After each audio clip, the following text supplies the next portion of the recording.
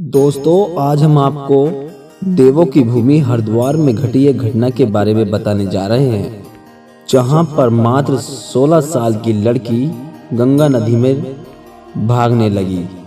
दरअसल दोस्तों, हम बात कर रहे हैं उत्तराखंड के हरिद्वार की, जहां पर गंगा नदी में 16 साल की लड़की अचानक से भागने लगी। दोस्तों, सुनने में आपको बहुत ही ज़्यादा अजीब लग रहा होगा, लेकिन ये सत्य घटना है।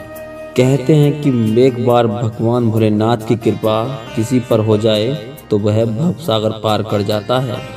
ऐसा ही एक भगवान भोलेनाथ के भक्त के साथ हुआ।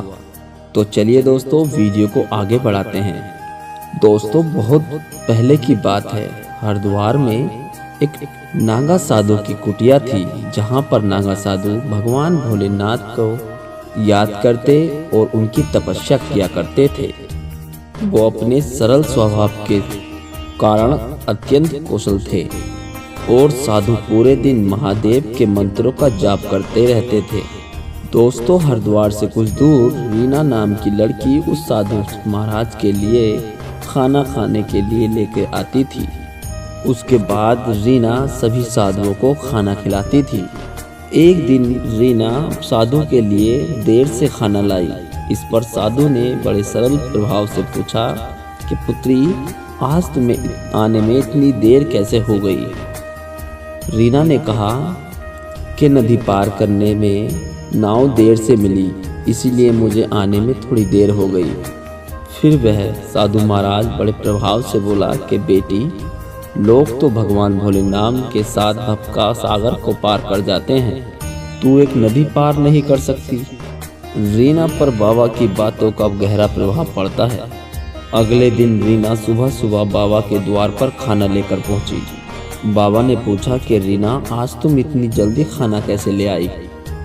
तो रीना बोली, बाबा, आपने ही तो भगवत नाम का सहारा सुझाया था, आज उन्हीं का नाम लेकर नदी पार कर गई।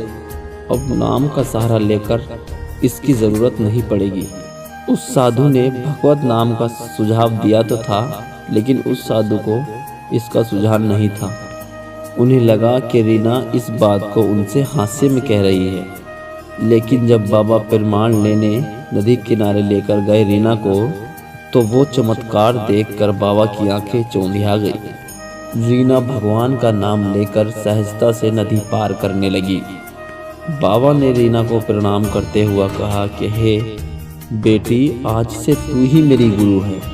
मैंने तो जीवन भर भगवान का उपदेश कहने का प्रमाण ले लिया, परंतु तूने भगवान को अपना करके दिखा दिया। तो दोस्तों, आपके मन में सच्ची श्रद्धा होती है तो वाकई में ही भव सागर को पार कर देते हैं लोग। कमेंट में हर हर महादेव लिखना ना भूलें।